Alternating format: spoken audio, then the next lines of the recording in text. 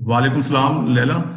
Classroom management strategies that work, तो आज हम इसके ऊपर काम करेंगे। यानी आज हम देखेंगे कि क्लासरूम मैनेजमेंट क्या है और इस कौन सी ऐसी स्ट्रेटजीज हैं जिनको वक्त के साथ हमने देखा कि वो बेहतर तौर पर इस्तेमाल हो सकती हैं। तो उसको हम आज के दिन जो है हम आपके साथ मिलकर रिव्यू करेंगे। तो जैसे कि आज ये क्लासरूम मैनेजमेंट का सेशन है, तो इसलिए मैंने एक स्लाइड जो है इजाफी लगाई है जिसके अंदर कुछ ग्राउंड रूल्स या रेगुलेशन मैंने लिखे हैं। जैसे अगर आप कनेक्ट हो जाएं तो प्लीज अपना माइक्रोफोन म्यूट करें और कैमरे को भी अगर आप चाहें तो टर्न ऑफ कर लें ताकि आपकी जो इंटरनेट कनेक्टिविटी है वो अच्छी हो सके। इसी तरह से चैट का ऑप्शन है जहां पर आप क्वेश्चंस और कमेंट्स लिख सकते हैं जिनको मैं वक्तन फवक्तन बीच बीच में देखता रहूंगा और जहां उसकी जरूरत महसूस होगी जवाब देने की वो मैं जवाब आपको देता चला जाऊंगा। और जहां जहां आपसे कुछ क्वेश्चंस पूछे जाएं तो प्लीज आप अपना माइक अनम्यूट करके उसको आंसर कर सकते हैं। और आप चैट बॉक्स में जो है वो क्या कहते हैं अपना क्वेश्चन टाइप कर सकते हैं, तो हम कोशिश करेंगे कि उसको भी इंटरटेन कर सकें। तो ये कुछ आज के क्लासरूम मैनेजमेंट के हमारे कुछ उसूल होंगे जिनको हम चाहेंगे कि हम मिलकर उसको फॉलो करें। आगे बढ़ते हैं। अच्छा, आज का जो कंटेंट या आज का जो टारगेट रहेगा जिसके अंदर हम क्लासरूम मैनेजमेंट को देखेंगे, हम मतलब डिफाइन करने की कोशिश करेंगे कि क्लासरूम मैनेजमेंट क्या है और उसी सिनेरियो के अंदर क्योंकि स्ट्रेटजीज हमने डिस्कस करनी है तो वो करेंगे। दूसरा हम देखेंगे थोड़ा सा हम एक स्लाइड पे कंपेयर कर लेंगे कि एक अच्छा क्लासरूम मैनेजमेंट और एक खराब किस्म का क्लासरूम मैनेजमेंट क्या होता है। साथ साथ फिर हम देखेंगे कि वो जनरल क्लासरूम की जो स्ट्रेटजीज हैं, जो जनरल स्ट्रेटजीज यानी जो हर क्लासरूम के लिए एप्लीकेबल हैं, वो हम देखेंगे। और साथ साथ फिर हम कुछ और स्ट्रेटजीज देखेंगे जो कि ओनली क्लासरूम ऑनलाइन लर्निंग से रिलेटेड है, यानी कि ऑनलाइन जो आजकल हम जो टीचिंग कर रहे हैं उसमें वो किस किस्म की स्ट्रेटजीज हैं जिनका हमें ख्याल रखना चाहिए। तो इस तरह से ये आज के हमारे 4 मेजर टॉपिक्स होंगे कि हम क्लासरूम मैनेजमेंट को देखेंगे, हम कंपेयर करेंगे कि क्लासरूम मैनेजमेंट में क्या चीजें अच्छी हैं, क्या चीजें खराब होती हैं। इसी तरह से हम जनरल कुछ 12-15 स्ट्रेटजीज देखेंगे जो कि जनरल यानी हर क्लास में ही अप्लाई होगी, हर जगह अप्लाई होगी। और साथ साथ कुछ हम थोड़ा सा स्पेसिफिक हो जाएंगे ऑनलाइन के हवाले से कि ऑनलाइन के अंदर जो है वो कौन सी क्लासरूम स्ट्रेटजीज जो है हम यूज कर सकते हैं अपनी टीचिंग और लर्निंग को इफेक्टिव बनाने के लिए। तो आइए आगे बढ़ते हैं। तो सबसे पहले मैंने यहाँ पर कुछ क्लासरूम मैनेजमेंट के हवाले से कुछ कोट्स लिखे हुए हैं, कुछ स्टेटमेंट लिखी हुई हैं। तो हम ये चाहेंगे कि आपसे चैट बॉक्स में ये चाहेंगे, यहाँ जुबैर ने कहा है कि वो सुन नहीं रहे हैं।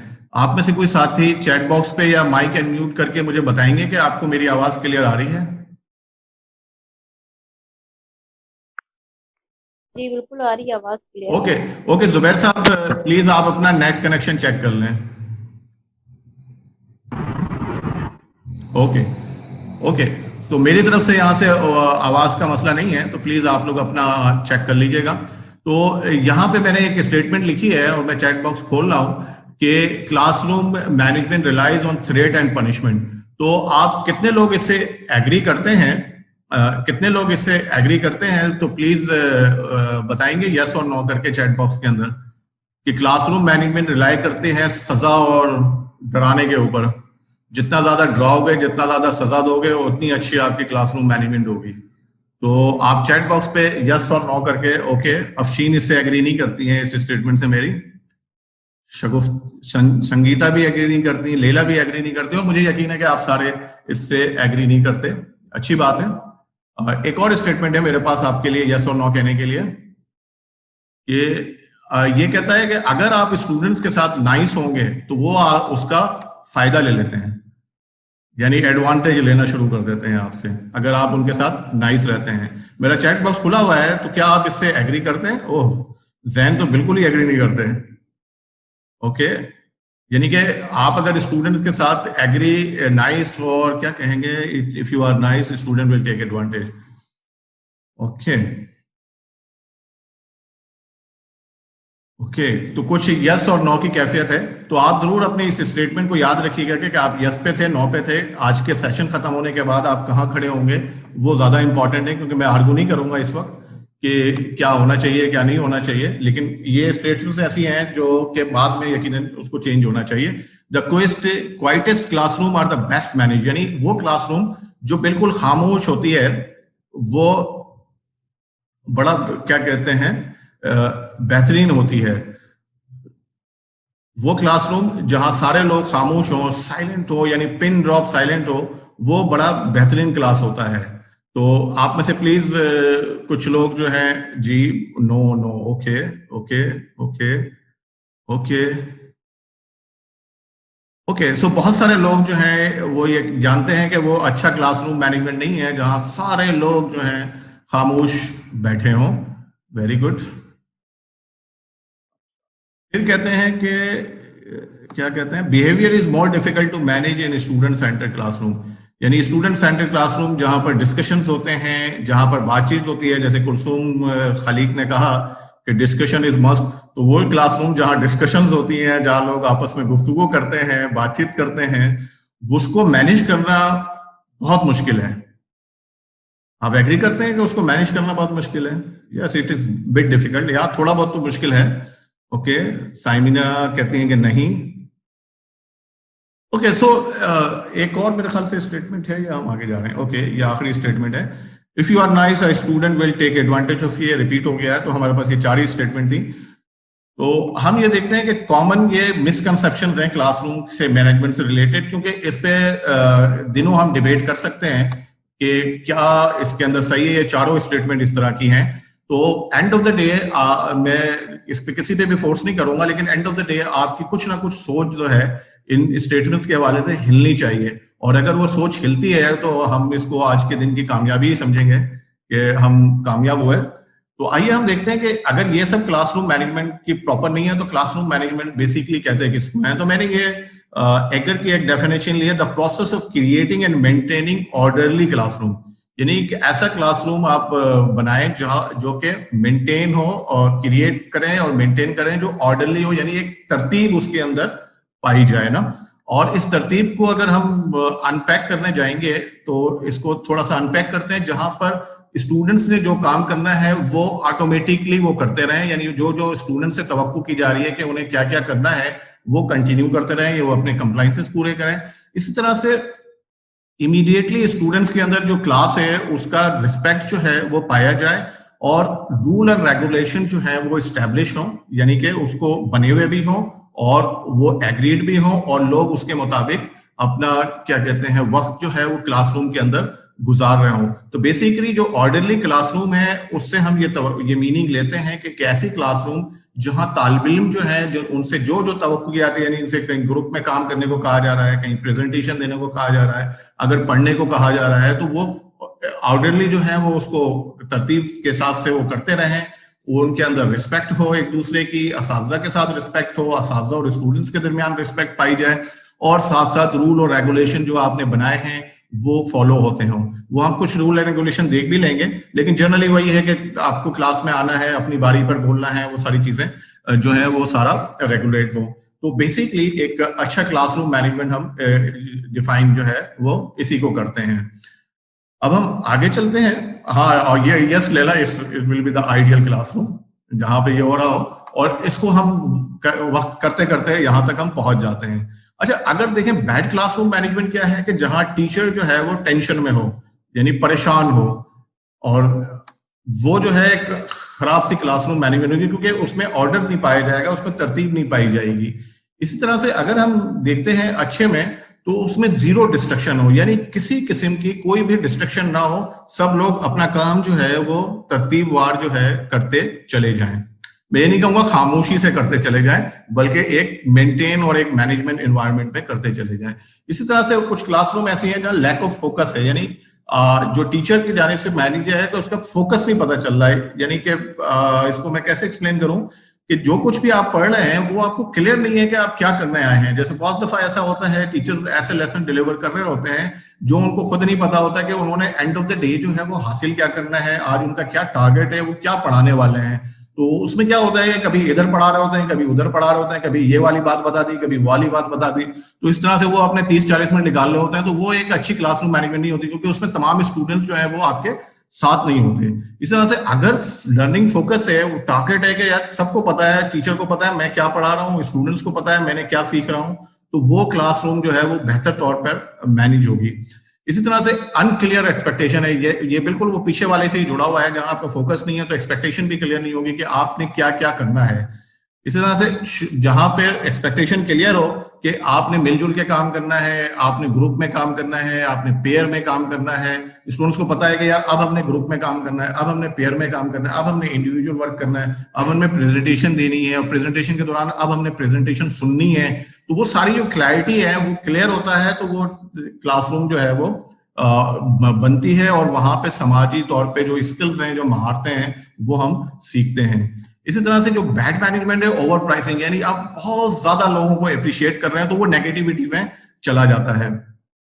इसी तरह से एक अच्छी क्लासरूम जो है वो पॉजिटिव इंटरेक्शन वहां पाया जाएगा, यानी वहां पर उस वक्त बोलना है, उस वक्त बात करना है, उस वक्त डिस्कस करना है जहां पर उसकी जरूरत है। और अच्छी क्लासरूम मैनेजमेंट के अंदर आपको पास ज्यादा टाइम होगा लर्निंग के लिए, क्योंकि आप फोकस होंगे, वहां जीरो डिस्ट्रक्शंस होंगी, समाजी राब्ते स्ट्रांग होंगे, क्योंकि अब वी नो के हम इंटरेक्शन के थ्रू सीखते हैं, तो वो एक अच्छा क्लासरूम मैनेजमेंट बन जाता है। और नो रूल एंड क्या कहते हैं रूटीन अगर पाया जाएगा, प्रिपरेशन नहीं पाई जाएगी, क्योंकि ये सारा इसके साथ आता है,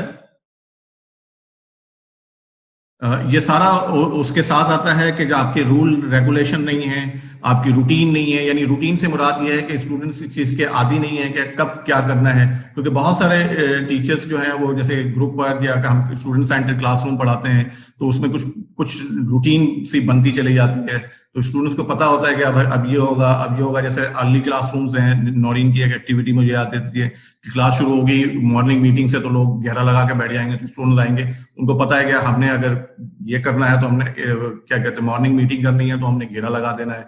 इसी तरह से अगर हमने पेयर वर्क करना है तो फौरन जो है 2-2 में बैठना है, ग्रुप वर्क करना है तो 5 लोगों में बैठना है, तो तेजी से क्या कहते हैं मूव करते हैं लोग। वरना आपने अगर रूटीन और रूल्स नहीं बने होते, आपकी प्रिपरेशन नहीं होती, तो मैंने अक्सर देखा है कि ग्रुप बनाने में ही बहुत सारी डिस्ट्रक्शंस जो हैं वो हो जाती हैं। इसी तरह से सेल्फ डायरेक्टेड जो है वो लर्निंग की तरफ मूव हो जाती है, यानी उनको पता होता है कि टीचर ने कहा कि पेयर वर्क करना है, तो सबने कैसे पेयर बनाने हैं, किस तरह से टेबल्स और कुर्सीज को मूव करना है, किस तरह से रिसोर्सेज लेना है, वो सारा एक रूटीन के तहत जो है वो चल रहा होता है, तो वो एक अच्छा मैनेजमेंट में तब्दील हो जाता है।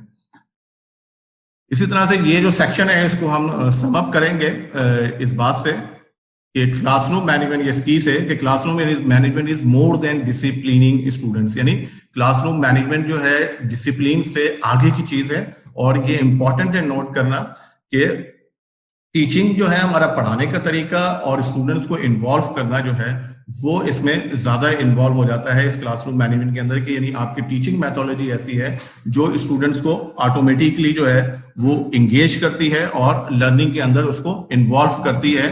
तो वो क्लासरूम मैनेजमेंट को हम कहते हैं कि दैट्स द क्लासरूम मैनेजमेंट, जहां टीचर जो है वो प्रिपेयर हो, लर्निंग हो रही हो और स्टूडेंट्स जो है उस लर्निंग के साथ कनेक्ट हो जाए, तो फिर आपका मैनेजमेंट अच्छा है। वरना फिर वही वाला मैनेजमेंट है जहां पे स्टूडेंट्स जो है सारे साइलेंट होते हैं, जहां पे जैसे स्टेटमेंट में कहा गया कि ऐसी क्लास जहां पर सब लोग जो है वो खामोश बैठे हों, वो एक अच्छा मैनेजमेंट होता है और टीचर जो है वो चेयर पे सो रहा होता है। तो वो इन्वायरमेंट से बढ़कर चीज है जहां पर स्टूडेंट्स जो है वो लर्निंग के अंदर इन्वॉल्व हो जाते हैं।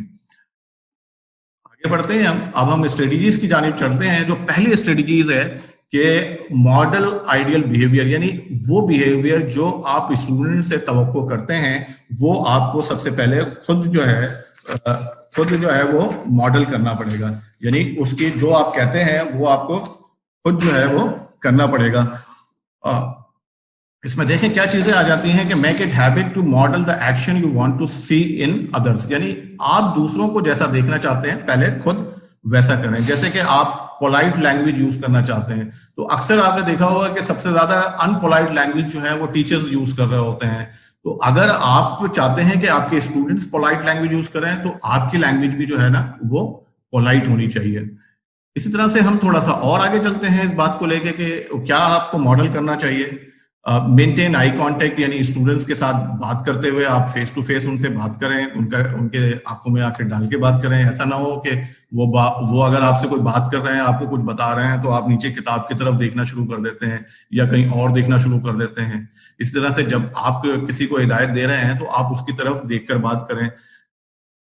और इसी तरह से एक और है, let one another speak uninterrupted. ये मेरे लिए है कि मोस्टली क्या है कि आप जब किसी को बात करने दे रहे हैं तो उसको पूरी बात करने दें। और अक्सर दुनिया में लोग एक इस बात से बहुत ज्यादा नाराज होते हैं, ये आप याद रखें कि लोग इस बात से नाराज नहीं होते कि आपने उनकी बात नहीं रखी या आपने उनकी बात मुस्तरद कर दी या आपने उनकी दी गई सजेशन को नहीं माना, बल्कि लोग इसलिए नाराज ज्यादा होते हैं कि अगर वो कोई सजेशन दे रहे हैं और आप उसको सुन नहीं रहे या सुनने से पहले ही आपने रिजेक्ट कर दिया या सुनना ही पसंद नहीं किया।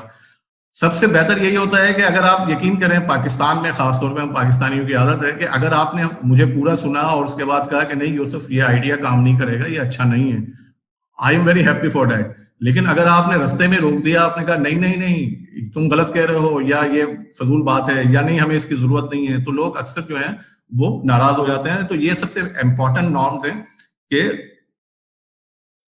कि आप जो है बगैर क्या कहते हैं इंटरप्शन के बोलते चले जाएं। इसी तरह से आप अपना रेस कंसर्न करें, raise concern about one and other statement in a respected way. जो अक्सर हम कहते हैं, अक्सर इसको हम कहते हैं कि लोगों के ख्यालात पे तनकीद करें, लोगों पे तनकीद ना करें। जैसे फॉर एग्जांपल अगर कोई स्टूडेंट्स या कोई आपका साथी का आपको कोई एडवाइस देता है तो आप ये कहना कि तुम गलत एडवाइस दे रहे हो, बजाय इसके कहना कि ये सजेशन ठीक नहीं है।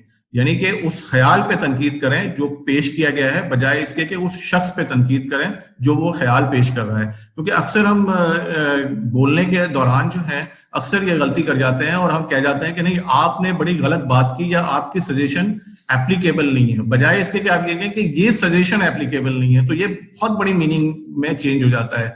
अक्सर जैसे हम स्टूडेंट से कहते हैं ना कि आप देर से क्यों आए, आप देर से क्यों आए, और यही सवाल अगर आप पूछते हैं कि आपको देर कैसे हो गई, तो दोनों में बात एक ही पूछी जा रही है। लेकिन क्या होता है कि एक में जो है जैसे हम कहते हैं तुम देर से क्यों आए, इसका मतलब है मेरा कोई कसूर है या मैंने कोई फॉल्ट किया है जिसकी वजह से मुझे देर हो गई है। इंस्टेड ऑफ ये कि मुझे किस वजह से देर हुई और क्या प्रोसेस हो गया जिसकी वजह से मुझे देर हुई, क्योंकि मैंने जानबूझ के तो देर नहीं की, किसी ना किसी वजह से मुझे जो है वो देर हुई होगी। तो ये जो सिनेरियो है इसको जरूर थोड़ा सा क्रिटिकली देखने की जरूरत है। तो मैं यही पहला स्ट्रेटजी हमारी यही है क्लासरूम मैनेजमेंट के हवाले से आज सजेशन के तौर पे कि मॉडल आइडियल बिहेवियर। तो आपने जो मॉडल करना है वही आपने वो करना है, और ये कुछ पॉइंट्स हैं इसके हवाले से। मूव करते हैं दूसरी स्ट्रेटजी की तरफ। ये कहता है कि इस्टेब्लिश करें जो गाइडलाइन है क्लासरूम मैनेजमेंट की, वो इस्टेब्लिश करें मिलकर। यानी कि उसमें स्टूडेंट्स को आप इन्वॉल्व करें, तुलबा को मौका दिया जाए कि वो जो है इन स्ट्रेटजीज को जो क्या कहते हैं गाइडलाइंस में आपके साथ शामिल हों, और कंसेंसस के साथ जो भी रूल रेगुलेशंस हैं वो कंसेंसस के साथ डेवलप हो। यानी जैसे फॉर एग्जांपल अक्सर लोग असाइनमेंट्स जमा करवाने में या प्रोजेक्ट्स जमा करवाने में देर हो जाती है, तो उसके लिए जो भी आपके प्लेंटीज हैं, जो भी रूल्स हैं, या क्लास में किस तरह से बिहेव करना है, सवाल कब पूछने हैं, तनकीद कब करना है, तो वो जो भी आपके रूल एंड रेगुलेशंस हैं जो भी आप बनाएं वो जो है स्टूडेंट्स के साथ मिलकर बनाएं, उसमें आप एग्रीड हो, तुलबा को मौका मिले और म्यूचुअली जो है वो डिजाइन हो जो, और उसमें जो है रियलिस्टिकली एक्सपेक्टेशंस हो उसके अंदर ना। फिर हम आगे चलते हैं, जो भी रूल आपने बनाए यहाँ पर उसको डॉक्यूमेंट जरूर करें, और डॉक्यूमेंट्स करके अक्सर क्लास में जो है ये डिस्प्ले हो जाते हैं। जैसे ये किसी क्लासरूम का मैंने लगाया है कि जहां पर मुख्तलिफ तरह से डिले है, जैसे इसमें कहा गया है कि सब लोग एक दूसरे का नाम पुकारेंगे, ऊंची आवाज में बोलेंगे ताकि लोग एक दूसरे को सुन सकें जब वो बात कर रहे होंगे होल क्लास के अंदर। इसी तरह रिकैप किया जाएगा, every day is on time, यानी सब लोग वक्त पे आएंगे, वक्त पे जाएंगे। जैसे आज की क्लास मुझे बहुत अच्छा लगा कि आज की क्लास हमने 2:03 पे जो है वो शुरू कर दी। तो इस तरह से आप जो है क्या कहते हैं उन रूल्स को डॉक्यूमेंट कर सकते हैं। इसी तरह से डोंट पनिश द क्लासरूम ना, ये अक्सर होता है कि आप किसी एक की गलती की सजा जो है वो आप तमाम जो है ना वो क्लास के बच्चों को दे देते हैं। यानी अक्सर होता ही है कि फर्ज करें 2 या 3 बच्चों ने शोर किया या क्लास को डिस्टर्ब किया, तो आप कहते हैं कि जनाब तुम तमाम लोग जो है ना वो बड़े डिस्ट्रक्टिव हो और तुम लोग जो है ना वो बहुत शोर मचाते हो। दैट्स ये जो इस तरह के जो स्टेटमेंट है ना, ये आपका जो क्लास के साथ जो खुशगवार रवैया है, जो वो उसको जो है ना क्या कहते हैं, जो फ्रेंडली एनवायरनमेंट आपका होता है, जो रिलेशन होता है, उस पे ये असर डालता है। तो ये कहते हैं कि पूरी क्लास को आप पनिश ना करें, जिन लोगों ने वो किया है उनको इंडिविजुअली एड्रेस करें। जैसे for example stop talking and disturbing other students, ये एक जनरल स्टेटमेंट है जो आपने थ्रो की। बजाय इसके कि आप वो स्टूडेंट्स जो परेशान हो रहे हैं या जो आपस में क्या कहेंगे गॉसिप कर रहे हैं या बात कर रहे हैं, आप उनसे कह सकते हैं do you have any question, क्या आपको कोई सवाल पूछना है। जैसे जावेद ने अगर डिस्टर्ब किया तो आप कह सकते हैं जावेद को do you have any question, बजाय इसके कि आप पूरी क्लास को कहें कि stop talking and disturbing other student. तो वो पता ही नहीं चलता किसने क्या किया है, तो वो पूरी क्लास जो है वो गिल्टी फील करती है। इसी तरह से आपके जैसे ये कहते हैं कि स्टेटमेंट है pay attention and stop fooling around while I am talking, बजाय इसके कि do you need any help any support. तो इस तरह के जो आपके कमेंट्स हैं जो कि डायरेक्ट जो है वो उसी स्टूडेंट्स की जानिब हो, तो वो ज्यादा बेहतर रहते हैं बनिस्बत इसके कि आप पूरी क्लास को जो है वो किसी इवेंट या किसी एक्टिविटी का जो है वो ठहराएं। और जैसे कि लैला आपने कहा कि ये आगे शायद टिप में आए भी कि स्टूडेंट्स के साथ जो सीरियस किस्म के बिहेवियर हैं जिसमें आप क्या कहते हैं उनसे बात करना चाहते हैं, तो वो सबके सामने बात ना करें, क्योंकि सबके सामने आप बात करेंगे तो वो सेल्फ स्टीम डिस्टर्ब होगी। तो उसके लिए एक तरीका इख्तियार किया जाता है कि आप इंडिविजुअली जो है वो इंटरव्यू करें। वो आगे जाके शायद वो स्ट्रेटेजी आएगी, मुझे जहां तक याद पड़ता है मैंने वो डाला है। अच्छा, अब जो है कीप अ फ्रेंडली एनवायरनमेंट ना, अब ये सजेशन की जाती है क्लासरूम मैनेजमेंट के हवाले से कि आपका जो क्लास का एनवायरनमेंट है वो जो है वो फ्रेंडली हो, जिसके अंदर आपके एक्शन मॉडलिंग हो, जिसके ऊपर हम पहले बात कर चुके हैं। और ये एक और दूसरी जो सजेशन इसके अंदर आती है, making constructive rather than negative remarks, यानी कि आप जो भी रिमार्क्स दें वो क्या कहते हैं कंस्ट्रक्टिव होने चाहिए, बल्कि नेगेटिव ना हो। जैसे अक्सर जो है टीचर जो है वो ओवर प्राइस कर जाते हैं, जो हमने पहली स्लाइड में भी देखा। जैसे हम कहते हैं कि तुम बहुत ज़हीन हो, बजाय इसके कहना कि आपने ये कहने से ना ये एक नेगेटिव सा इम्पैक्ट आ जाता है। तो उसके बजाय आप कह सकते हैं कि जनाब आज आपने बहुत अच्छा काम किया, आज आपका सोल्यूशन बहुत अच्छा था, या आपने जो प्रॉब्लम सॉल्विंग के लिए जो स्ट्रेटेजी आज इस्तेमाल की वो अच्छी है। क्योंकि ये जो स्टेटमेंट है तुम बहुत ज़हीन हो, ये एक लॉन्ग क्या कहते हैं इम्पैक्ट स्टेटमेंट है, यानी कि इसका मकसद ये है कि अगर कोई मुझसे कहता है मैं बहुत ज़हीन हूं तो मैं हर रोज ज़हीन हूं, और फिर वो एक नेगेटिव ट्रेंड में जा जाता है। बजाय इसके कि हर रोज जहानत की बात तवक्को करना किसी एक इंसान से, परफेक्शन जो है ये एक नेगेटिव ट्रेंड में जाता है। और ये अक्सर लोगों को, क्योंकि मैं स्पोर्ट्स से ज्यादा शौक रखता हूँ, तो अक्सर जो स्टार प्लेयर होते हैं उनके ऊपर इसी वजह से ज्यादा प्रेशर होता है कि सब सोचते हैं कि यार बाबर आजम स्कोर करेगा तो पाकिस्तान जीतेगा या हम जीतेंगे। तो वो एक नेगेटिव ट्रेंड में चला जाता है और वो बहुत सारे खिलाड़ियों की परफॉर्मेंस पे असरअंदाज होता है। बजाय इसके के जो इवेंट है, जो डे है, उसके ऊपर आप फीडबैक दें। इसी तरह से जो जनरल फीडबैक हम दे देते हैं कि जनाब तुम्हारा सोल्यूशन बहुत खराब है, या तुम हमेशा गलत आंसर देते हो सकता है भाई आज देंगे 2 दफा सही देते हैं, 3 दफा गलत देते हैं, 1 दफा फिर सही देते हैं। तो बजाय इसके कि जहां पर आपको प्राइस करना है, जहां पर उसको फीडबैक देना है, वो स्पेसिफिक और कंस्ट्रक्टिव आप दें। और इस तरह से स्टूडेंट्स के साथ ग्रीटिंग करें, उनके साथ काइंड वर्ड्स बोलें। तो इस तरह से आपका जो है वो क्लास का माहौल जो है वो काफी फ्रेंडली बन सकता है। हम एक और तरफ चलते हैं, जैसे ओवर प्राइस को हमने डिस्कस किया कि इसमें ओवर प्राइस जो है वो आपको फंसवा सकते हैं, जिसके अंदर क्या होता है कि inspire the classroom, improve student self confidence और reinforce rules and values to you want to see. यानी कि आपने जो प्राइसेस दे रहे हैं, जो प्राइस करना है, जो उनको सराहना है, वो बड़ा फोकस होना चाहिए, जो कि ओवर भी ना हो, लेकिन आपने वक्तन फवक्तन करते रहना है। इससे क्या होता है कि दूसरे स्टूडेंट्स को भी मोटिवेशन मिलती है कि उनको उनकी भी तारीफ हो, उनके लिए भी अच्छे अल्फाज कहे जाएं दोबारा, ताकि वो उसके काम कर सकें। और जिनको क्या कहते हैं अच्छे अल्फाज कहे जाते हैं वो दोबारा मोटिवेट होते हैं अगले दिन काम करने के लिए। इसी तरह से आप देखेंगे लोग जो है, जैसे फॉर एग्जांपल अगर आपकी क्लास जो है कोई भी लेट नहीं आता, सब लोग टाइम पे आते हैं, तो वक्तन फवक्तन उनको जरूर सराहते रहें कि आप लोग वो अच्छे लोग हैं जो टाइम पे आते हैं, टाइम पे जाते हैं, अपना काम टाइम पे खत्म करते हैं, यकीनन आप दुनिया में कामयाब होंगे, आप अच्छे हैं। तो इस तरह के जो कमेंट्स हैं वो बहुत इंपॉर्टेंट किरदार अदा करते हैं स्टूडेंट्स को, उनकी कॉन्फिडेंस को बिल्ड करने के लिए। और इसके बाद है इनकरेज इनिशिएटिव्स। अच्छा, इसके लिए बहुत सारे आपके स्टूडेंट्स ऐसे होते हैं आपकी क्लास के अंदर जो कि या तो उन्होंने वो कुछ टॉपिक्स पहले से पढ़े हुए होते हैं, या वो पढ़ने का शौक रखते हैं, वो क्लास शुरू होने से पहले उसको पढ़ के आए हुए होते हैं, उसके ऊपर काम करके आए हुए होते हैं। क्योंकि आजकल ये स्टूडेंट्स के पास एक्सेस बहुत ज्यादा है रिसोर्सेज का। कुछ लोगों के पास जैसे यूट्यूब के एक्सेस हैं, दूसरे टीचिंग एंड लर्निंग फोरम के एक्सेस है, तो वो थोड़ा सा लेसन में दूसरे बच्चों से आगे होते हैं।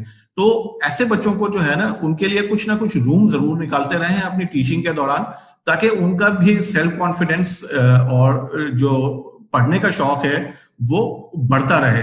जैसे कि आपने फॉर एग्जांपल आपको चैप्टर पढ़ा रहे हैं, तो फर्ज करें कि आपने शुरू का पोर्शन पढ़ाया, बीच में जो कनेक्शन वाला पीरियड है या दूसरा पैराग्राफ है, वो आपने स्टूडेंट्स को मौका दिया कि वो आके एक्सप्लेन करे या अपने अल्फाज में उसको बयान करे, या क्लास खत्म होते वक्त जो है उस जो क्या कहते हैं क्लास उस लेसन की समरी है, आप समझते हैं कि यार ये पहले से पढ़ के आया है, इसके पास कुछ मालूमात है, तो आप उनको आगे लेकर आए उन स्टूडेंट्स को कि आप उनको उसको समरीराइज करें, उसको एक्सप्लेन करें, तो आप थोड़ी बहुत उनकी मदद करके, तो इस तरह से उनके अंदर लीडरशिप की क्वालिटी डेवलप होगी और वो प्रेजेंटेशन देंगे, वो आगे बढ़ेंगे और जिंदगी में इनिशिएटिव लेने वाले बनेंगे, बजाय इसके कि वो एक पैसिव जो है पैसिव स्टूडेंट्स हों कि सिर्फ सुनने की हद तक रहें वो।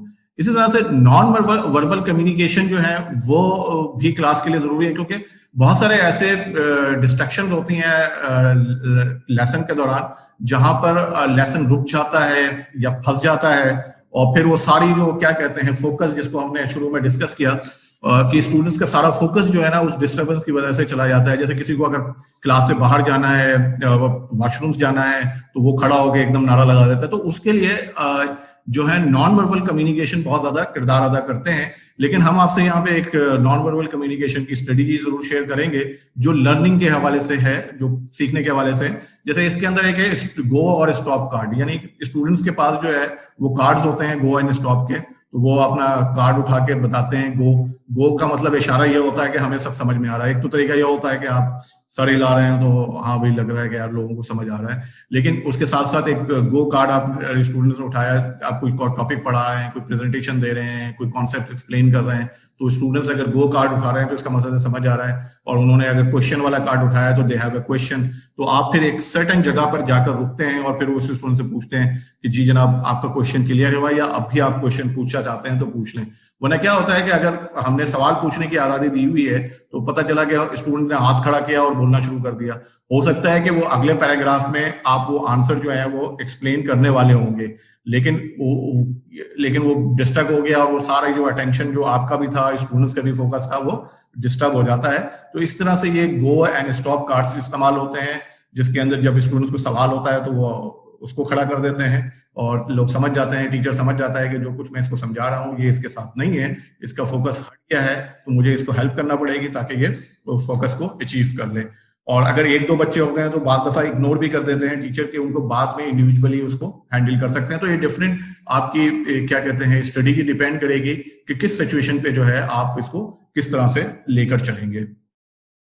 इसी तरह से कुछ असाइनमेंट जो है, क्योंकि हम यहाँ पर स्टूडेंट सेंटर क्लासरूम की बात कर रहे हैं, तो कुछ चीजें जो है स्टूडेंट्स के करने के लिए भी आप जरूर रखें, यानी कि ऐसे प्रोजेक्ट जरूर दें जो ओपन एंडेड हो, जहां पर स्टूडेंट्स जो हैं वो खुद रिसर्च करें, सवालात बनाएं, आंसर्स बनाएं, और उसको जो है क्या कहते हैं प्रोजेक्ट के तौर पर बनाएं और आपके साथ उसको प्रेजेंट करें। क्योंकि ये क्या होता है, ये हेल्प करता है कि आपको अपनी क्या कहते हैं पेस के साथ लर्न करने की, अपनी स्पीड के साथ लर्न करने की सलाहियत को स्ट्रॉन्ग करता है, इंडिपेंडेंट लर्निंग को स्ट्रॉन्ग करता है, और एक्टिवली लोग इसमें इन्वॉल्व हो जाते हैं, और साथ साथ जो है अपनी लर्निंग को डेमोस्ट्रेट करना उनको आता है। जो कुछ उन्होंने पढ़कर, सीखकर, बहस करके बनाया होता है उसको दुनिया के साथ प्रेजेंट करने का जो है वो कॉन्फिडेंस भी बढ़ता है। तो इसलिए ये वाली एक्टिविटी, ये वाली स्ट्रेटजी जो हैं फक्तन आप जरूर अप्लाई करें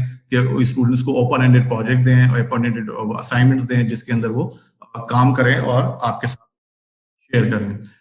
जी, ये जो अभी क्या कहते हैं लैला ने जैसे कहा था कि स्टूडेंट्स को इंडिविजुअली एड्रेस करना चाहिए, तो यहाँ पर वो आ जाता है कि जो बहुत ज्यादा क्या कहते हैं स्टूडेंट्स जो है वो प्रॉब्लम होते हैं, प्रॉब्लम उनको बिहेवियर का भी हो सकता है, और एकेडमिकली भी हो सकता है कि उनका लेसन में फोकस नहीं होता, उनको समझ नहीं आ रहा होता, वो आपकी क्लास के साथ नहीं चल रहे होते।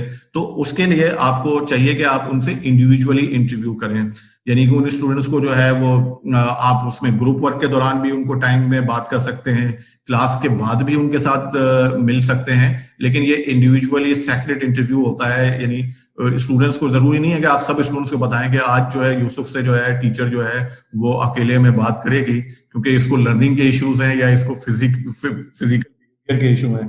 बजाय इसके कि आप आइडेंटिफाई हो, आप खामोशी से ग्रुप वर्क के दौरान भी उनसे इन सवालों पे बात कर सकते हैं, या इंडिविजुअली उनको चुपके से कह सकते हैं कि ब्रेक में आप मेरे पास ऑफिस में आइए, आपसे कुछ मुझे काम है या आपसे कुछ मुझे काम लेना है, बातचीत करना है, ताकि दूसरे स्टूडेंट्स ये ना जान सकें कि आप वो उनको क्यों बुलाया जा रहा है। वरना ये जो आपने जैसे चैट बॉक्स में लैला ने लिखा कि लोगों की फिर सेल्फ स्टीम हर्ट होती है, बजाय इसके कि आप उस स्टूडेंट्स की हेल्प कर रहे हैं, वो उनके क्या कहते हैं उनके लिए डिस्ट्रक्शन का बायस बन जाता है।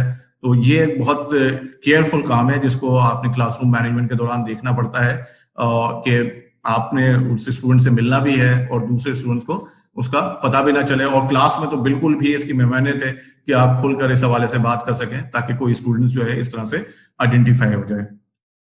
फिर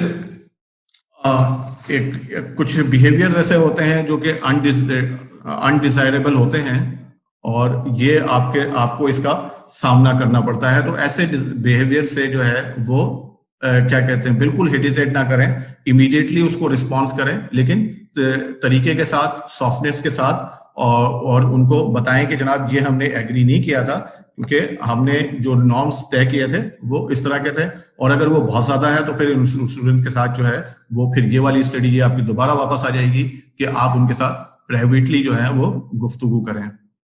इसी तरह से आप जो है वो प्रिपेयर रहें, बी प्रिपेयर रहें, यानी कि जैसे कि हमने शुरू में जो बैड क्लासरूम मैनेजमेंट में कहा था कि सबसे ज्यादा मुश्किल जो है वो वहां होती है। जी जुबैर साहब, बिल्कुल सेल्फ कॉन्फिडेंस स्टूडेंट्स का इंप्रूव होता है जब हम उनसे इंडिविजुअल बात करते हैं। बी प्रिपेयर रहें, मतलब आपका जो क्लासरूम डिसिप्लिन या क्लासरूम मैनेजमेंट जो है वो डिपेंड इसी पे करता है कि आप पढ़ाने के लिए कितना तैयार हैं, यानी आपका टीचिंग स्टाइल, आपके टीचिंग पैडागोजीज, आपके रिसोर्सेज कितने ऑर्गेनाइज हैं, आपका लेसन कितना ऑर्गेनाइज है, आपके लेसन में कितनी वैरायटी है। ये सारी चीजें मिलकर ना एक अच्छा क्लासरूम बिहेवियर बनाती है। आप याद रखें जो की मैंने दिखाई थी कि क्लासरूम मैनेजमेंट जो है वो डिसिप्लिन से आगे की चीज है, और वो आगे की चीज क्या है कि स्टूडेंट्स का जो है वो लर्निंग के अंदर इन्वॉल्व हो जाना। यानी अगर आपकी क्लासरूम मैनेजमेंट स्ट्रेटजीज के अंदर स्टूडेंट्स लर्निंग में इन्वॉल्व हो रहे हैं तो आपका क्लासरूम मैनेजमेंट अच्छा है। अगर स्टूडेंट लर्निंग में इन्वॉल्व नहीं हो रहे हैं और जितने रूल रेगुलेशंस, जितनी पॉलिसीज अच्छी अप्लाई हो रही है, हमारे नजदीक या मेरे नजदीक वो क्लासरूम मैनेजमेंट नहीं है। तो ये सबसे की स्ट्रेटेजी है कि आप वेल प्रिपेयर होकर जाएं, आपके रिसोर्सेस क्लियर हो, आपके एक्टिविटीज क्लियर हो, और आपको पता हो कि आप कब क्या बात करने जाएंगे, आप कब कौन सा असाइनमेंट देंगे, आप कौन सी कब सरगर्मी करवाएंगे, आप कब फीडबैक देंगे। ये तमाम चीजें जो हैं वो आपके क्लियर होगा, यानी आपका एक अच्छा कंप्लीट या कॉम्प्रिहेंसिव लेसन प्लान होगा, या आपकी प्लानिंग कंप्लीट होगी तो आपका क्लासरूम मैनेजमेंट ऑटोमेटिकली अच्छा हो जाएगा। अदरवाइज फिर ये सारा कुछ जो है वो वेस्ट चला जाएगा। इसी तरह से जैसे हमने शुरू में कहा कि इस रूटीन को जो है आप इस्टेब्लिश करें, यानी कि बच्चों को और टीचर्स को पता हो कि यार अब ये करेंगे, अब ये करेंगे, अब ये करेंगे। तो कुछ चीजें जो है उनको क्लियर होनी चाहिए स्टूडेंट्स को, और वो रूटीन जो है वो इस्टेब्लिश हो जाती है इस तरह से। तो स्टूडेंट्स और टीचर के दरमियान एक अंडरस्टैंड होता है कि अभी हमसे क्या तवक्कुह की जा रही है और कब हमसे क्या किया जा रहा है। जैसे कि ग्रुप वर्क के अंदर एक रूटीन होता है कि एवरीबॉडी शुड पार्टिसिपेट ना, तो अगर वो रूटीन बन जाएगा तो स्टूडेंट्स को भी पता है कि यार हमने पार्टिसिपेट करना है, हमने रिसोर्सेज जहां से उठाए हैं वहीं पे रखना है, रिसोर्सेज उतने ही लेने हैं जितने हमें चाहिए। तो इस तरह से ये सारे जो है वो रूटीन आपकी इस्टेब्लिश हो जाती है। और इसी तरह से फिर अगला जो आ जाता है वो आ जाता है सेलिब्रेट करें, यानी कि स्टूडेंट्स ने अच्छा काम किया। जैसे आपने क्लासरूम स्टडी में ओपन एंडेड प्रोजेक्ट्स दिए थे, तो वो अगर ओपन एंडेड प्रोजेक्ट्स स्टूडेंट्स ने बहुत अच्छे किए हैं तो एंजॉय करें, सेलिब्रेट करें, ताकि आप अपनी सक्सेसेस को सेलिब्रेट करना भी आए, कामयाबियों को जानना भी आया। और इससे जैसा कि चैट बॉक्स में लोगों ने लिखा भी है कि स्टूडेंट्स का मोरल बूस्ट होता है, उनका कॉन्फिडेंस बिल्ड होता है और ये आगे जाता है। अच्छा, ये आखिरी मिनट है और ये किसी भी वक्त जो है ये क्या कहते हैं डिस्कनेक्ट हो जाएगा, तो आप पुराने लिंक को जो है क्लिक कर कर जो है वो दोबारा हमें ज्वाइन कर सकते हैं। और मैं बस चंद सेकंड में इसको स्टॉप कर रहा हूं और जब हम दोबारा आएंगे तो फिर हम ऑनलाइन क्या कहते हैं क्लासरूम मैनेजमेंट के हवाले से बात करेंगे कि ऑनलाइन लर्निंग के दौरान हम किस तरह से चीजों को मैनेज कर सकते हैं। So thank you very much being patient with me. तो हम फिर क्या कहते हैं ब्रेक के बाद जो है वो ज्वाइन करते हैं। ये विद इन अ मिनट जो ओके शुरू करते हैं सेकंड सेशन को, क्योंकि हमें 2 से 3 मिनट भी हो चुके हैं और जितने लोगों ने हमें जुड़ना था मुझे लगता है हमारे साथ ऑनलाइन कनेक्ट हो चुके हैं। तो आइए आगे बढ़ाते हैं। तो यहाँ तक वो स्ट्रेटजीज थी जो कि जैसे मैंने कहा जब कंटेंट वाले सेशन में कि हर एक जो शख्स है या हर एक टीचर है जो इन स्टडीज को यूज करके बेनिफिट ले सकता है वो हर तरह की क्लासरूम के अंदर। अब हम जाएंगे कुछ ऑनलाइन क्लासरूम की तरफ कि ऑनलाइन क्लासरूम के अंदर भी कुछ क्लासरूम मैनेजमेंट स्ट्रेटजीज को जो है हमें अपनाने की जरूरत है और हमें अपनाना चाहिए। जैसे कि पहला है कि build an engaging online classroom environment. और जो ऑनलाइन क्लासरूम एनवायरनमेंट है, जैसे कि जनरल क्लासरूम एनवायरनमेंट में भी टीचर्स, एक अच्छे टीचर्स जो स्टूडेंट सेंटर क्लासरूम जो है वो करते हैं, तो वो मुख्तलिफ तरह के रिसोर्सेज इस्तेमाल करते हैं। जैसे लाइब्रेरी इस्तेमाल करते हैं, रीडिंग एरियाज आपने अक्सर अर्ली ग्रेड क्लासरूम में देखे होंगे, इसी तरह से हैंडआउट्स इस्तेमाल होते हैं, वर्कशीट्स इस्तेमाल हो रही होती हैं। तो इसी तरह से जो वर्चुअल एनवायरनमेंट है वो सिर्फ क्या कहते हैं स्लाइड्स शेयर्स का नहीं है कि आप जो है वो स्लाइड्स जो है वो शेयर करते रहें, बल्कि उसको मुख्तलिफ वर्चुअल स्पेसेस जो है वो आप मुख्तलिफ कामों के लिए इस्तेमाल कर सकते हैं। जैसे कि जो पहला आपका काम है कि आप जैसे वर्चुअल स्पेसेस यूज कर सकें। ये जो पहली तस्वीर मैंने लगाई है ये इंतहाई लिमिटेड रिसोर्स वाले टीचर के लिए लगाई है कि देखें कुछ चीजें अगर आप दिखाना चाहते हैं, कुछ आइटम्स शो करना चाहते हैं कुछ, तो आप ऑनलाइन क्लास भी दिखा सकते हैं कि यकीनन इनके पास स्कैनर नहीं है तो ये उस किताब की मदद से तस्वीर दिखाकर अपनी जो लर्निंग है, जो स्टूडेंट्स की लर्निंग है, उसको जो है वो ये टीचर एनहांस कर रही है। इसी तरह से कुछ जैसे टीचर्स हैं, मैथ्स के टीचर हैं, अब वो बहुत ज्यादा एक्सपर्टीज नहीं रखते हैं क्या कहते हैं पावर पॉइंट बनाने पे या मैथ की इक्वेशंस को लिखने के लिए या लेंदी इक्वेशंस को जो है वो वर्ड पे टाइप कर जो है वो ज़ूम के तहत शेयर करने के लिए। तो इस तस्वीर में अगर आप देखें तो ये बड़े खूबसूरत से इसने अपनी क्लास को मैनेज किया है ऑनलाइन के लिए। जो इसका क्या कहते हैं इन्वायरमेंट इसने बनाया है कि इसने लैपटॉप के अपने कैमरे को इस तरह से सेट किया है कि वो व्हाइट बोर्ड के ऊपर फिट हो जाए, यानी व्हाइट बोर्ड को वो टेलीकास्ट कर सके। जैसे कि अगर आप देखें कि यहाँ पर मेरी तस्वीर जो है वो टेलीकास्ट हो रही है और पीछे जो है मेरे ऑफिस का माहौल आपको नजर आ रहा है, तो इसी तरह से अगर यहाँ पर एक व्हाइट बोर्ड पीछे सेट हो जाए और इस तरह से सेट हो, वो फोकस करे और वो उसको वहां पर जो है वो क्या कहते हैं मैथ्स के जो है वो सवालात हल कर सके। क्योंकि आपको पता है वो बहुत सारे महंगे इक्विपमेंट जो है ना वो ऑल के वो एक पैड आता है जिसके ऊपर मैथ के सब लेकिन वो काफी महंगा होता है। तो आप इस तरह का जो है वो माहौल जो है ना वो टीचर्स जो है वो बिल्ड कर सकते हैं। तो ये एक आइडिया था जो मैं आपके साथ शेयर करना चाह रहा था। इसी तरह से आप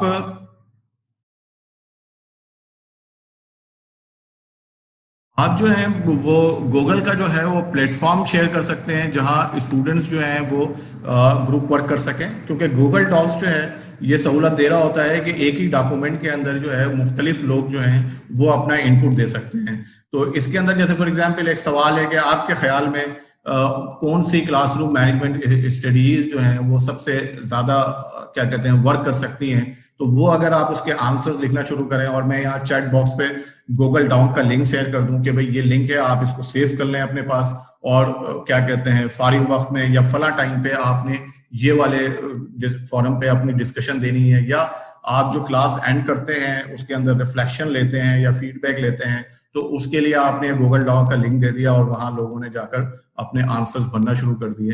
तो इस तरह से आप जो हैं वो ऑनलाइन एनवायरनमेंट को जो है स्टूडेंट्स को इंगेज करने के लिए इस्तेमाल कर सकते हैं। इसी तरह से ऑनलाइन के अंदर कम्युनिटी बनाना बहुत जरूरी है जहां पे पार्टिसिपेंट्स एक दूसरे के साथ जो है वो सीख सकें, क्योंकि और इसके अंदर सबसे अहम बात यह है कि लोग एक दूसरे के नाम जानें, हम क्योंकि बहुत ज्यादा आप लोगों के साथ बहुत ज्यादा लोगों के साथ काम करते हैं, लेकिन फिर भी हम भी आप में से अच्छे खासे लोगों को पिछले 1 साल के अंदर पहचानने लगे हैं, जानने लगे हैं। वरना नॉर्मली अगर हमारा कोई कोर्स होता 15-20 दिन का जिसमें आप 25-30 लोग हमारे साथ जुड़े होते हैं, तो यकीनन सबसे पहले हम आपके एक्सपीरियंसेस को जानते हैं, आपके नाम सुनते हैं, आपके इंस्टीट्यूट के बारे में पूछते हैं, आपके एक्सपीरियंस के बारे में पूछते हैं, ताकि एक जो फैमिली का, एक कम्युनिटी का जो कॉन्सेप्ट है वो क्या कहते हैं बिल्ड हो सके। तो ऑनलाइन में भी आप इसको बिल्ड कर सकते हैं, जैसे कि आप चैट ग्रुप बना सकते हैं जिसके अंदर जो आपके क्लास वाइज चैट ग्रुप हो, जिसके अंदर लोग एक दूसरे के साथ सवाल शेयर कर सकें, एक दूसरे के साथ क्वेश्चन शेयर कर सकें, क्योंकि ताकि वो एक दूसरे के साथ काम कर सकें। इसी तरह से फेसबुक जो है, ग्रुप्स जो है वो फेसबुक के अंदर जो छोटे छोटे ग्रुप्स, जो प्राइवेट ग्रुप्स बन सकते हैं, वो बना सकें। और यकीनन ये ग्रुप्स अगर आप में से कुछ लोगों को नहीं आते तो आप प्लीज यूट्यूब पे जाएं और वहां पे लिखें कि मुझे ये सिखाओ, तो वो वहां पे आपको कुछ ना कुछ वीडियोस अच्छी ऐसी मिल जाएंगी जो आपको सिखा सकेंगे कि चैट ग्रुप व्हाट्सएप पे कैसे बनाते हैं, फेसबुक पे कैसे बनाते हैं। तो ये आपको हेल्प करेगा। इस तरह से कम्युनिटी बनाने के बाद जो है आ जाते हैं रिसोर्सेज को ऑर्गेनाइज करना, कोई क्विजेस को ऑर्गेनाइज करना, आंसर्स को ऑर्गेनाइज करना। तो देखें इसके अंदर कई स्ट्रेटजीज यूज कर सकते हैं। एक तो गूगल क्विज का है जो मेरा बड़ा फेवरेट है, जिसके अंदर आगे आपने देखा होगा कि हम आपसे इस वेबिनार के एंड में एक लिंक शेयर करते हैं जिसके अंदर हम आपसे आपका नाम और दूसरी चीजें लेते हैं, जिससे मदद से हम आपके सर्टिफिकेट बना पाते हैं। और साथ साथ हम आपसे कुछ क्वेश्चन पूछ रहे होते हैं, ऑल्दो के वो क्वेश्चन आपके फीडबैक से रिलेटेड होते हैं, लेकिन आप लेसन से रिलेटेड क्वेश्चंस भी वहां डाल सकते हैं जहां पर स्टूडेंट्स लिख भी सकें, एमसीक्यूज भी कर सकें। और इसके लिए भी ऑनलाइन काफी सारा मटेरियल अवेलेबल है यूट्यूब के अंदर। हमारे खुद अपने SIPD राशिदाबाद की वेबसाइट पे भी हमने ऑनलाइन क्विज क्रिएट करने के ऊपर एक वेबिनार किया था, तो उसका सारा इंफॉर्मेशन और उसकी स्लाइड्स भी वहां पे मौजूद हैं, तो आप वहां से भी इसको लर्न कर सकते हैं। और अगर मुझे यकीन अब तक कर लिया होगा आप सबने, नहीं किया है तो प्लीज ये कर लें। इसी तरह से देखें, ये रिसोर्सेज शेयर करने के लिए जो आपने पावर पॉइंट पढ़ाई बच्चों को, वो शेयर करने के लिए एक तो तरीका ये होता है कि आप ईमेल कर देते हैं, लेकिन एक तरीका ये है कि वो हमेशा के लिए ये आप जरूर आपको सर्टिफिकेट मिलेगा जब अगर आप फीडबैक फॉर्म भरेंगे। तो आप जो है स्लाइड शेयर अकाउंट एक पॉपुलर साइट है, और भी बहुत सारी साइट्स हैं जहां पर आप अपना रिसोर्स जो है वो वहां पर प्लेस कर सकते हैं, और प्लेस कर जो है स्टूडेंट्स को जो है वो उसका एक्सेस दे सकते हैं। और बिल्कुल इसी तरह से जैसे कि आप गूगल ड्राइव के अंदर वो रिसोर्सेज रखकर उसका लिंक शेयर कर सकते हैं, डॉक्यूमेंट्स दे सकते हैं। तो ये आपका जो है सिलसिला जो है ये आप इसको जारी रख सकते हैं, अपने रिसोर्सेज को ऑनलाइन मैनेज कर सकते हैं, ताकि स्टूडेंट्स जो है वो ब्रांडेड तौर पर जो है वो सीख सकें, वो अपने फ्री टाइम पे उसको कई दफा पढ़ सकें और कई दफा उसको सीख सकें। जी लेला, ये हम हमेशा की तरह आपको इसको जरूर भेजेंगे आपको। जी अच्छा, फिर उसके बाद जो है एक और तरीका ये है कि आप जो है ऑनलाइन क्लासरूम जब आप ले रहे हो, आप ऑनलाइन क्लासेस आप ले रहे हो, तो प्लीज आप जो है वो स्टूडेंट्स को तनहा ना छोड़ें। ऐसा ना हो कि आप कोई असाइनमेंट देकर जो है वो गायब हो जाएं। ठीक है कि पानी वानी पीने के लिए आप थोड़ी देर के लिए गायब हो सकते हैं, लेकिन आप फोरम को जो है वो अकेला नहीं छोड़ें, बल्कि आप उसके साथ जुड़े रहें। इसके साथ साथ एस्टैब्लिश जो ऑनलाइन के लिए भी जो है, ऐसा जिस तरह से रेगुलर क्लास के लिए आप नॉर्म्स जो हैं वो तय करते हैं, इस तरह से ऑनलाइन क्लासरूम के लिए भी जो है वो आप गाइडलाइंस जो है वो बना सकते हैं और स्टूडेंट्स के साथ शेयर कर सकते हैं। इसी तरह से आप ग्रुप वर्क भी करवा सकते हैं, लेकिन ग्रुप जो है वो रैंडमली ना बनाए, मुख्तलिफ क्राइटेरिया के साथ बनाए। और साथ साथ जो है किसी भी कन्वर्सेशन को शुरू करते हुए घबराए नहीं, बल्कि उस कन्वर्सेशन को जारी रखें। जैसे कि अभी हम इंशाल्लाह कुछ लोगों ने हाथ भी रेज किया हुआ है, लेकिन 1 या 2 स्लाइड्स के बाद फिर ये फोरम हम ओपन करने वाले हैं, जहां पर हम सब मिलकर जो है वो बातचीत करेंगे। इसी तरह से हम आगे आ जाते हैं और के various mean to connect participant, यानी पार्टिसिपेंट से आप जैसे एक तो आप क्लासरूम के अंदर राब्ते में हैं, उसके बाद जैसे इंडिविजुअली भी आपको अगर जरूरत महसूस होती है तो आप पार्टिसिपेंट से ईमेल के जरूर जरिए रब्ता कर सकते हैं, गूगल हैंगआउट्स के थ्रू रब्ता कर सकते हैं, स्काइप कॉल के थ्रू रब्ता कर सकते हैं। तो देयर आर मेनी ऑप्शंस जहां आप इंडिविजुअली भी उनके साथ जो है वो काम कर सकते हैं, क्योंकि यहाँ पे भी वही उसूल लागू होंगे जो कि पीछे जो मैंने शेयर किया था कि आप जो स्पेसिफिक क्या कहते हैं इश्यूज हैं वो आपको इंडिविजुअली एड्रेस करने पड़ते हैं, क्योंकि अगर आप सबके सामने करेंगे तो वो कॉन्फिडेंस लूज होगा, जो आपने चैट बॉक्स में बहुत सारी चीजें इस तरह की लिखी, सेल्फ स्टीम हर्ट होगी, तो वो आप वहां पे बेहतर तौर पर स्टूडेंट्स के साथ बातचीत करके उनके मसाइल को समझ सकते हैं। और सबसे बड़े खतरा, सबसे अहम खतरा जो है वो प्लेजरिज्म का है ऑनलाइन क्लासेस के दौरान, क्योंकि अक्सर आपने अभी देखा है कि सीन एग्जाम्स जो है वो बहुत सारा स्कूलों ने लिए हैं, जिसके अंदर स्टूडेंट्स को जो है वो पेपर और कॉपियां दे दी गई हैं और स्टूडेंट्स ने घर पे बैठकर जो है उस पेपर को हल करके जो है वो भेजना है। तो इस सूरत में जो है ना, ये क्या कहते हैं, कॉपी पेस्ट का अमल बहुत तेजी से बढ़ जाता है। जैसे फॉर एग्जाम्पल आपने मजमून लिखने को दिया कि सिगरेट नोशी के 4 नुकसानात, या क्या कहते हैं, कोई पॉजिटिव मजमून मेरे ज़हन में नहीं आ रहा, कि सफर करने के क्या फवाइद हो सकते हैं, ट्रैवलिंग जो है वो ब्लेसिंग क्यों है, ट्रैवलिंग जो है वो लर्निंग का बायस क्यों बनती है, इस तरह के टॉपिक्स पे आपने मजमून दिया, पता चला स्टूडेंट ने वो टक से गूगल किया, कॉपी किया और पेस्ट किया और आपको पकड़ा दिया। तो ये बहुत जरूरी है ऑनलाइन क्लासेस के अंदर कि स्टूडेंट्स को बताएं कि प्लेजरिज्म क्या होता है, वो कितना खतरनाक है और उससे कैसे बचा जा सकता है। क्योंकि जाहिर है कि आप फायदे तो लेंगे, लेकिन आपने अपने अल्फाज में लिखना है। अगर सफर जो है वो ब्लेसिंग है, तो आपने मुख्तलिफ राइटर्स को पढ़ना है कि सफर ब्लेसिंग क्यों है, और उससे एक अंडरस्टैंडिंग बनाकर वो एक मजमून जो है वो आपने लिखना है, रादर देन कि वो किसी का लिखा हुआ आपने कॉपी पेस्ट कर लेना है। तो ये एक अहम जो है वो क्या कहते हैं, बात बन जाती है ऑनलाइन क्लासरूम के हवाले से, कि ये जरूर बच्चों को अर्ली एजेस पे सिखाएं प्लेजरिज्म क्या है। क्योंकि हमारे यहाँ ज्यादातर हम रटे हुए जवाबात जो हैं, रटे हुए जवाबात क्या कहते हैं, एग्जाम्स में रिप्रोड्यूस कर रहे होते हैं।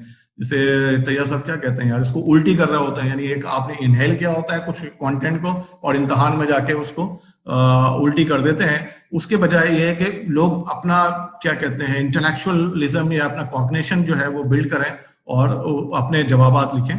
तो ये एक बहुत जरूरी इम्पैक्ट है क्लासरूम मैनेजमेंट का, जिसके अंदर आपने प्लेजरिज्म को पकड़ना भी है, डिस्करेज भी करना है और स्टूडेंट्स को सिखाना भी है कि प्लेजरिज्म क्या है और इससे कैसे बचा जा सकता है।